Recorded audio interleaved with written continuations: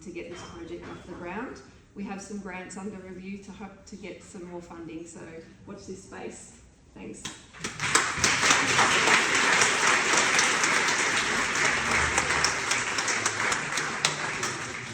Thank you, Kelly. It was wonderful also to hear the progress made in this direction towards trying to meet some of these challenges that come out of this session, especially involving the different stakeholders working together into the purpose of helping the person.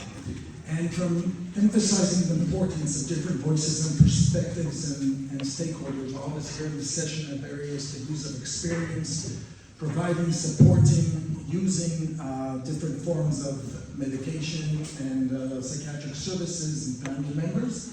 And to the last presentation by Sean, who will present his lived experience of actually tampering and the process of becoming drug-free for the last 3 years. So thank you very much, Sean, for being with us. Thank you.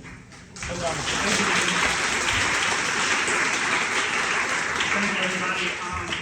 I'll try and stay behind the podium. I'm a little bit of a mover when I talk, but we'll give it a shot. In this unique part, we get to niche in on the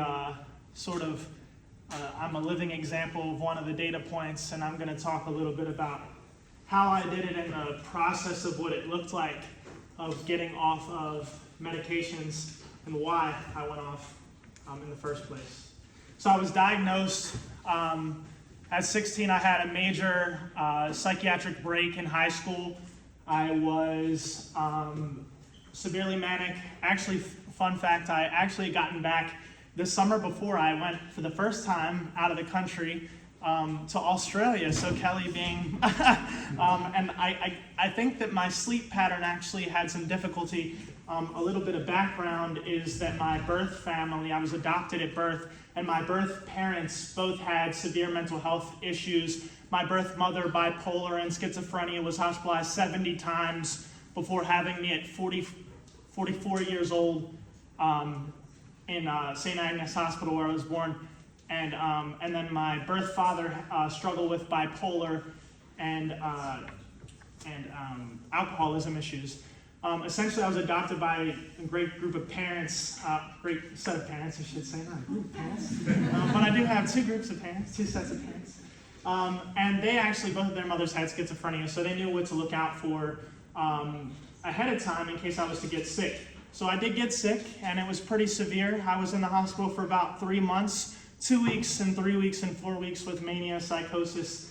I thought that people were out to get me. I thought people at the hospital were famous, things of that nature. And I was actually enrolled into an early intervention program, or one of the coordinated specialty care programs, which we talk about a lot. And I was put on, I was reduced on, because I was on lithium, risperidone, Depakote, I was on all types of things. I was reduced to Depakote and Abilify and then Abilify. And at that time, there was no information about what I'm going to talk about with regard to that particular antipsychotic. But where's the, there we go, I had to hit the button. I was on Abilify, and if you look at that picture on the far right, I don't know if anybody has an idea of how old I might have been there. Anyone have a guess? Well, if not, no worries. I'll just let you know. That was in 2023, January 1st, 2023. And I was affected by the Abilify lawsuit unknowingly for quite some time, for about 9 years of the 10 that I was on the medicine. My psychiatrist at the time, the lawsuit came out in 2016, binge eating, compulsive gambling, and hypersexuality, affecting all of my 20s as I was affected by each of those problems. And I thought that that's just who I was. You know, I'm a young man, I have bipolar, but when in fact the medicine was actually impacting the part of my brain that was fixated on addiction and sort of like chasing. I had a gambling issue. I actually quit a year before I went off meds. I had stopped gambling, and I was working 3 jobs and got into mental health when I was 20 years old as a facilitator and sort of peer support work. And I worked on ACT teams for about 6 years. And now I train and consult over, for 9 years I've been in the field.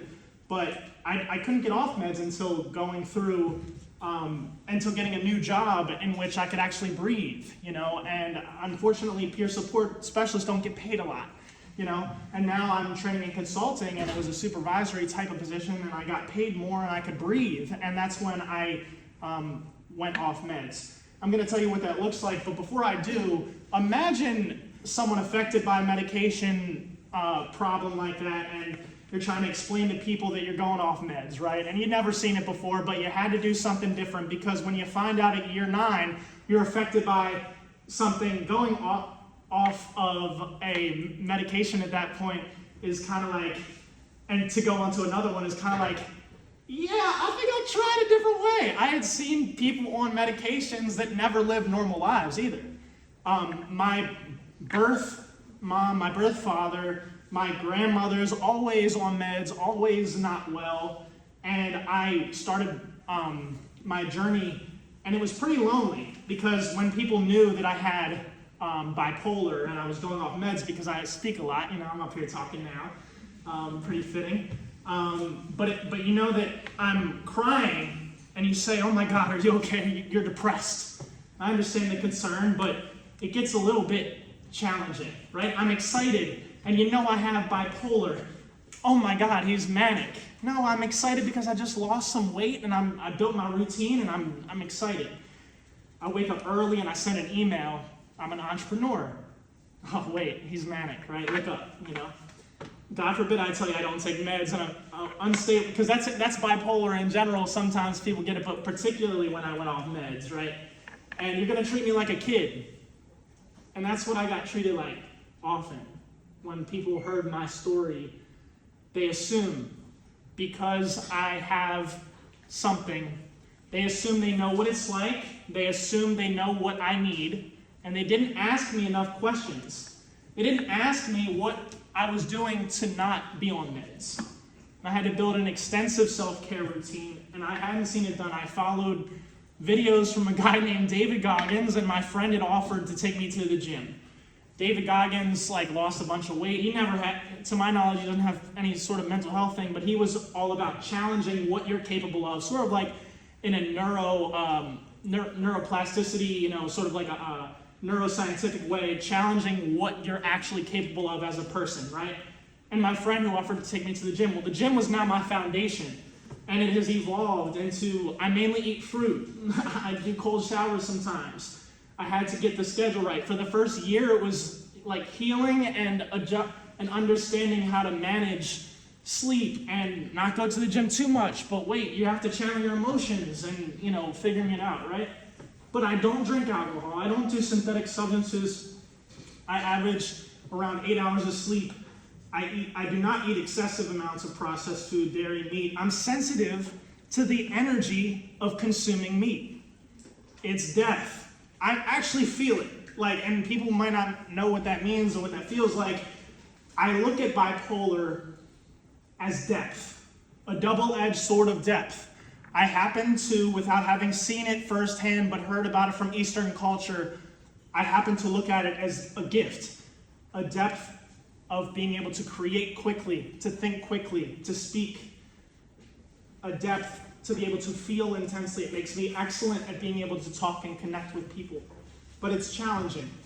And I also wanted to say that I'm not here to talk about, oh shoot, I'm running over, all right, we gotta roll.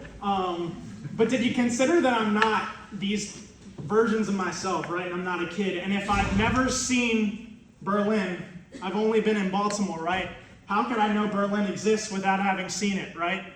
So, a lot of now what I get is, did you have a substance use issue when you were diagnosed? Are you sure you had bipolar? Now I look too well. People don't even believe that I was hospitalized until I tell them.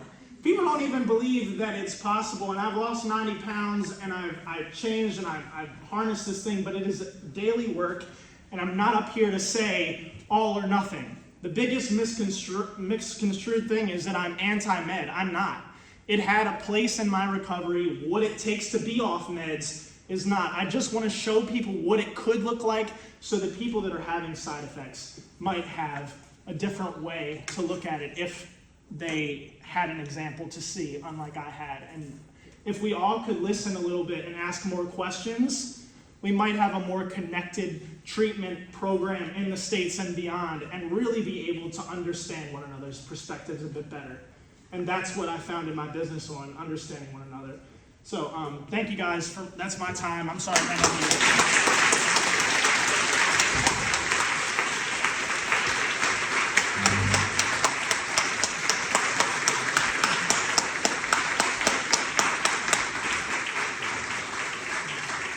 Thank you so much, Sean, from the University of Maryland.